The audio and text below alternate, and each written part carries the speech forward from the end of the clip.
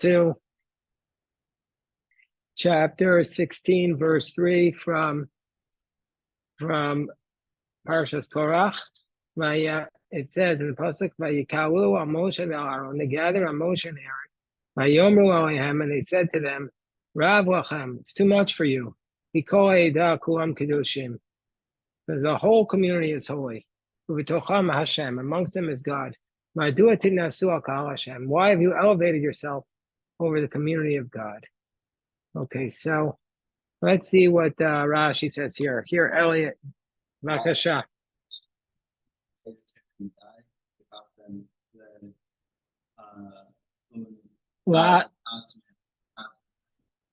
You do all right. So Rashi says the first thing is, what was Korach's argument? You took too much for yourself, too much power. Korach's argument is that normally Rav means enough, but here it means too much, meaning to say that you've taken too much power for yourself, too much executive authority, criticizing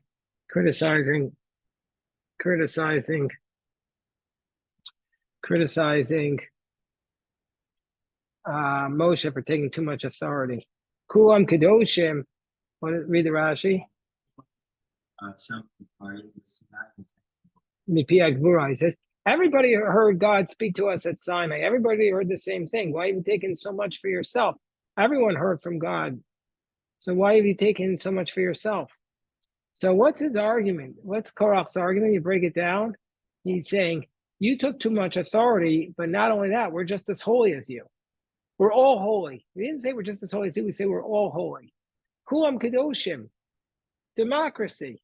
Everybody's holy. Why do you think you're any better than us? It's hard to argue with that argument, right?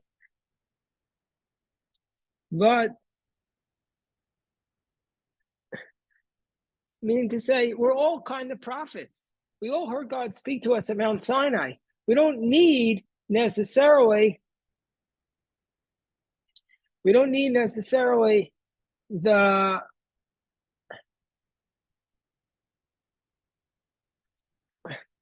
we don't need necessarily you to be our intermediary, because we heard God speak to us directly at Har Sinai. So that's their argument. We're also holy. Okay, go on.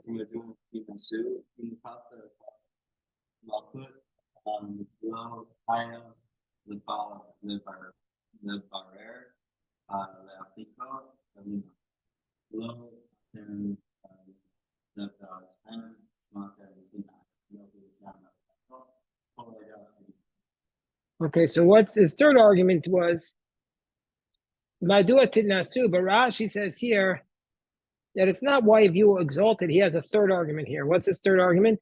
In Wakachta Tamalchus, if you took the royalty for yourself by being the, let's say, the king, the president, you shouldn't. You should not have selected for your brother to be the Kohen.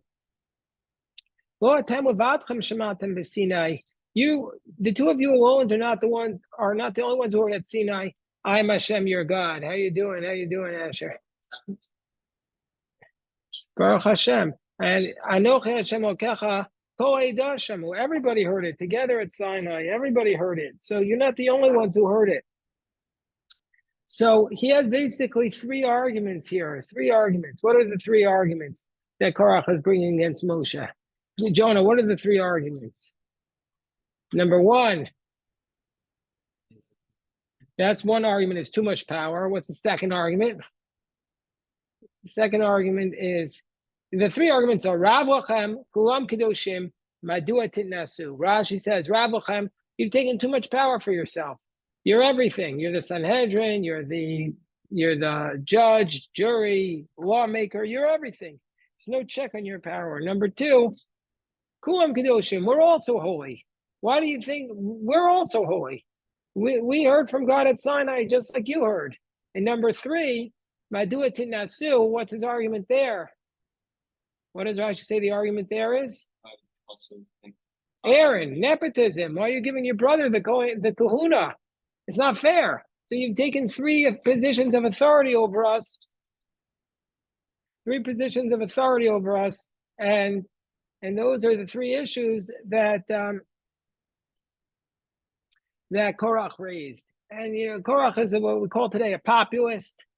He's trying to appeal to the people with like there's many people who are not necessarily focusing on the fact and the nuances that Moshe is we know the greatest prophet of all. They're not focusing on that. So that's the issue here.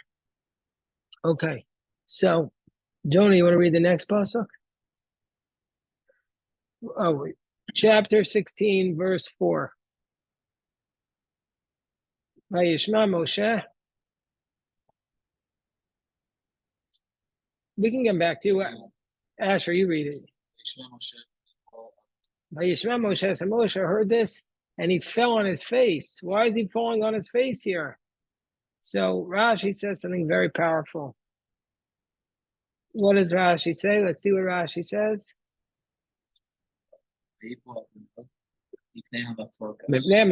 Why is he falling on his face? On account of the dispute. He's not falling on his face because of the fact that he's going to lose some power or some prestige. That's not why he's falling on his face. He's falling on his face that they're in this argument. This is what's upsetting him, that there's this dispute amongst the Yidden. That's why he's falling on his face. Go on. This was already the fourth sirchon. What's a sirchon? Is like a sin. This was the fourth sin that they committed. What are the four sins? The meraglim, the golden calf, and that's the misonanim. They said, where's our meat? We want our meat. That's the meat. They said the misonanim. They said, where's our meat? Very good. So this is already the fourth time that they're now sinning, that they are doing this argument. Read the Rashi. Go on and read the Rashi. They sin with the golden calf. Number two, Moshe begged there to save them after the golden calf. Go on. By misonanim, these were the people who are finding pretext, meaning to say that's a Slav. Moshe davened for them. That's a third one. Vayomer Moshe Hashem v'shamu Mitzrayim.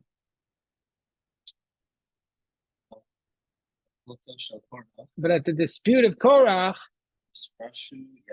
so now Moshe is already weak. It's already the fourth time. He no longer has the strength to argue on behalf. It's like a son of a king who's got his father upset. Pam Shtayim Shalosh. So his friend argued with him, and his friend appeased his father once, twice, third time. When the fourth time came along, so his friend he ran out of arguments. He says, how long can I bother the king? Yeah, maybe he's not going to listen to me anymore. So that's why Moshe said, this happened many, many times. Maybe I'm not going to be able to do it anymore. So it's already a pattern. Chazaka is established for 3 times. This is the 4th time. So Moshe is very upset. He's run out of arguments. So he's not upset that there's a rebellion against him. He's upset that now they have this issue, that they have this pattern of behavior. Okay, Jonah, now you want to read? What? Okay, fair. Okay, Elliot, you go on. So Pasuk Hey, Vayidaber al Korach v'kol adaso and more. They spoke to Korach and his whole community, saying, Boker, Yoda Hashem Ater Shalom. Come the morning, you'll know, Hashem will make known who is holy, that's HaKadosh, and Vikri Velav, who's holy to him. God will choose in the morning. He says, sure, how you doing? How are you doing, Aaron? He says, sure, Yivchar Bo, Yakri Velav. Whoever's closest to him, he will bring close to him. Here, but Aaron, don't sit so far away. Sit right here. Bring your chair. Come sit next to us so we can See the white of your eyes. Okay, here, Elliot, you read. Boker v'yoda. Come the morning and you will know. Ata ate shichrus. Now is the time. Here, Kobe, come sit down here. By the way, I want to pause. I hope you guys have been following the news. They just announced that there's a ceasefire in Israel, between Israel and Iran. And then Trump went ahead and named it the 12-day war. I don't know why. So, is that, who's that over there? I can't see. Oh, Sam. Oh, is that Al? Sam. Yeah, my eyesight is terrible, by the way. I could see like 5 feet in front of me. I could see Jonah clearly, but that's the end of it. So it's we have to be grateful. This war could have ended so much worse for the land of Israel, for the Jewish people.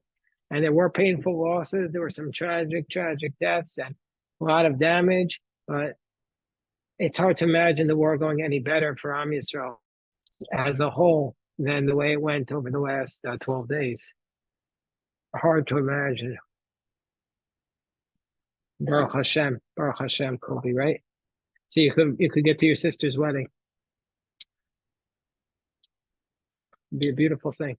Okay, so read the Rashi, Elliot. So Ata ate shichrutu lanu. Now is the time of drinking. Shichrus means drunk. So basically, nowadays, what do we eat with our meals? Usually water or seltzer or whatever. Then their main drink was wine. So we just ate supper. So Moshe says, everyone's drunk. We can't appear before God while we're drunk.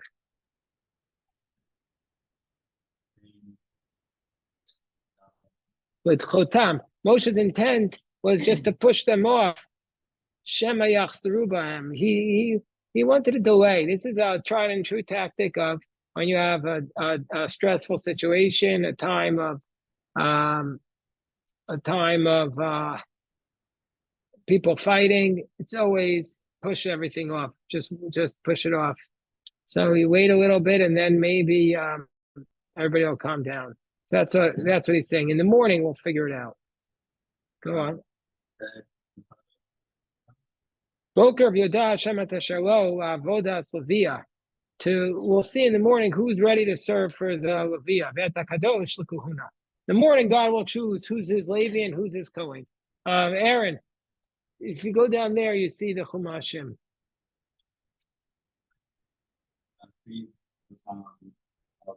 And he'll bring them close to him. The Targum proves this. How so? It says, Vayikrav, okay, go on. Vayikrav l'kadmohi. It says, and he will bring close before him. Yakrev means he'll bring close to serve. Okay, but read the Midrash there in the Rashi. Midrasho. And it's continue. Midrasho boker. What does it mean? Amar Moshe. Moshe said, "V'lot chilek hakadosh baruch hu ba'omo." The Holy One divided his world with boundaries, meaning to say, "Yecholim atam lafoch boker erev." Can you turn the morning into the evening? You can't do that. You can't turn the morning into the evening. Kain tuchu lavato azu. So, are you able to nullify the Kehuna? Shenemar v'yerev boker v'yavdel kach. So Moshe's argument is just like God is the one who causes divisions in the world. So you can, just like he separates morning and night, so too he separates who's a Kohen, who's not a Kohen. We have here a Kohen, Jonah. That means Jonah has more spiritual, what's the word? Jonah has to, we're obligated from the Torah to give Jonah honor. It's a biblical obligation. The only question is if Jonah is really a Kohen. The assumption today, not saying anything specifically about Jonah, but the question today is, really, we say we don't have a real tradition about who's a Kohen. But assuming that he's a Kohen, because today we lost the complete certainty. So everybody's in a state of a little bit of uncertainty. But assuming he's a Kohen, we're biblically obligated to honor him. We're not allowed to have him carry our bags. We have to give him honor when he gets the first aliyah. He gets he gets called to the Torah first. He leads the benching. He's the Kohen. He gives us a bracha, because when he gives us the bracha, he's channeling the divine presence through him. God said, I'm going to channel my divine presence to give a bracha through the Kohen. That's Jonah. So some of us might say, listen, it's not ecumenical. It's not fair. It's not woke. It's not woke. One rabbi once told me this is the least ecumenical of all the commandments. It's not woke. Did anybody ever say that to you? It says it's not woke. Why should he be the Kohen? Why should he be the one to give the bracha? What has he done?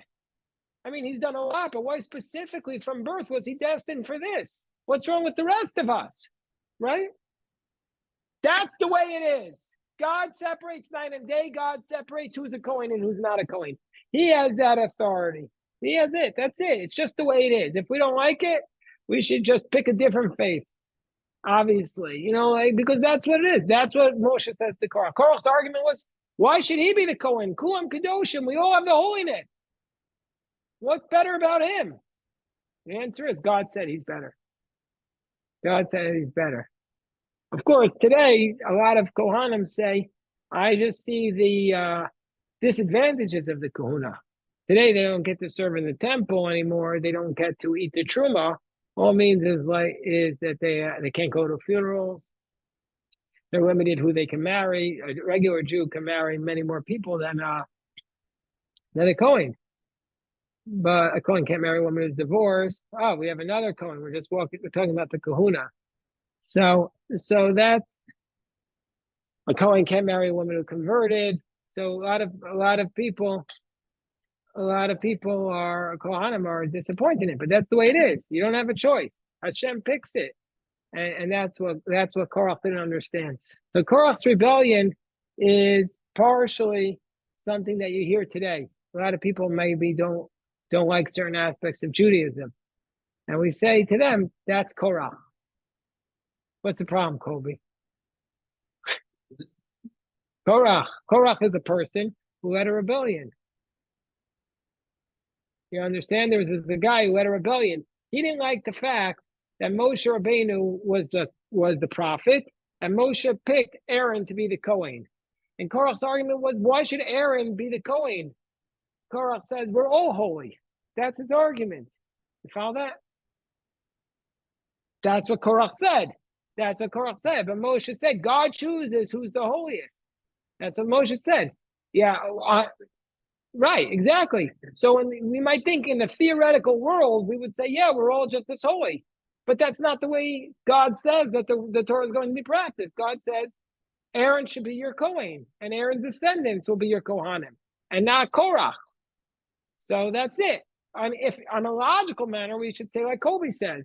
But when it comes to the reality, when the rubber hits the road, we have to follow what God says, not what our logic says. That's what the issue is. You follow this, Aaron? How do the Kohanim feel about that? We got a couple of Kohanim here. Yeah, okay, all right. So next, so he says, come the morning. Okay, whose turn is it to read? Aaron, you read. Pasuk Vav, chapter 16, verse Vav. Zos Asu, verse Pasuk Vav. Yeah, that was Zion. Okay, Zot Asu. This is what you should do. Moshe says to Korach, come the morning.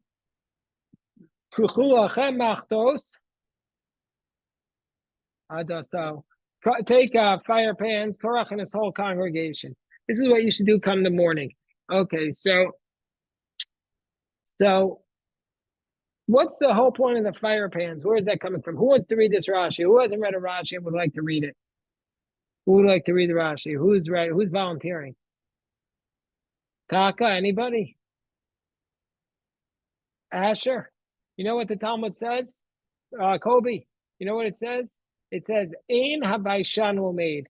Somebody who's embarrassed will not learn. I mean, if you're embarrassed to read because you feel like, not you specifically, but I'm saying, if you're embarrassed to ask a question, or you're embarrassed to read out loud, or embarrassed to lead the prayers because you think, oh, this is going to make me look, I don't read as well as somebody else. It's going to make me look like I have a problem reading as well. then you're never going to grow. Never be afraid to ask or to grow, or that's the only way we're going to grow. Right? Yes. Okay, fine. No, Asher already read. No, he already read. It's your turn, Elon. Pasuk Vav. The question Rashi's asking is, why did they take fire pans? Why is Moshe saying, come in the morning and you'll take a fire pan? What's a fire pan, by the way? What's a frying pan, a pan that you can put fire in, like a metal pan. Yeah. Okay, go read it. So,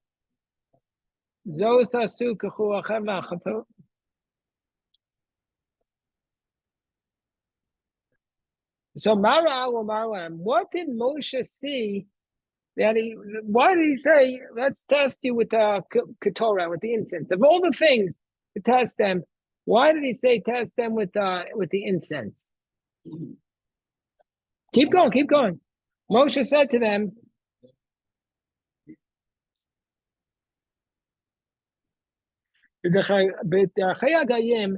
Yesh nimusim harbei. Very good. So he says, amongst the goyim, amongst the nations, there's a lot of nimusim are laws and komrim are priests. There's a lot of different laws and priests. Go on. Mitkabtzim, and they don't all gather together in one place. Meaning to say, they have a lot of different. The nations of the world have a lot of different rules and priests. They don't all go together. Go on.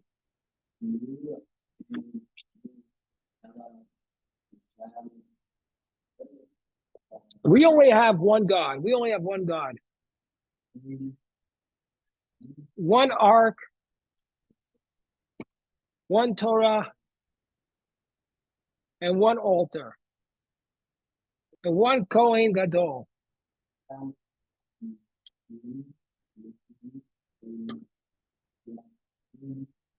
And you 250 men,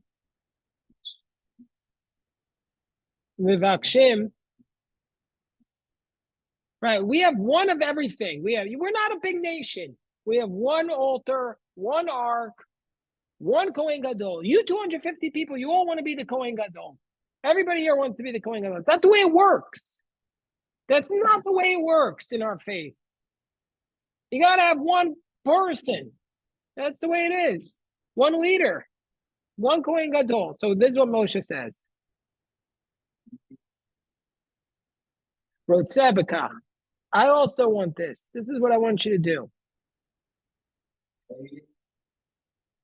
Come on in, Barbara. Who you got with you? Who's it? Oh, Simone, come on in. Simone, do me one favor. Simone. What's she looking for? Oh, Barbara, do me a favor. Can you take a picture of us studying together? I want to put it in our newsletter. But take it from over there. It's going to go up on the wall of the yeshiva. We have such a geschmack student. No, such beautiful Kohanim and Leviim and Yisraelim here. Everybody, no, don't look at Barbara. Look at the text. Okay. So, Elon's saying, this is what I'm going to do for you. Halachem. Tashmish Chaviv Mikol. The service which is the most precious before God is the incense. Of all the korbanot, of all the sacrifices, it is the incense.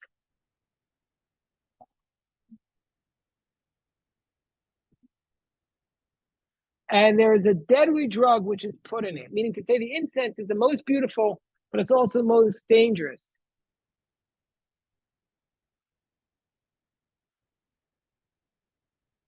That's where Nadav and Avihu were burnt because they brought the incense inappropriately.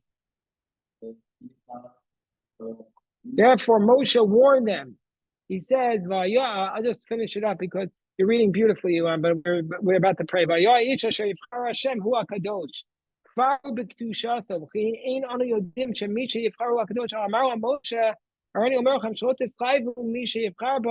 The one who God selected will live, because the incense was the most precious. You're only allowed to bring this incense, the Ketores, once in your life, and it was guaranteed wealth. But it was also the most dangerous, because that's what Nadav and Avihu brought and they died. So that's why he chose the incense. And he says, we're going to see, there's only going to be one person chosen. So you 250 and Aaron, and whoever the Ketores is chosen, he is going to be the one who's selected by God. And everybody else is going to die. Now, it's just the way it is. That's just the way it is. All right, we'll stop here and we'll dive in. But I just want to say, Baruch Hashem.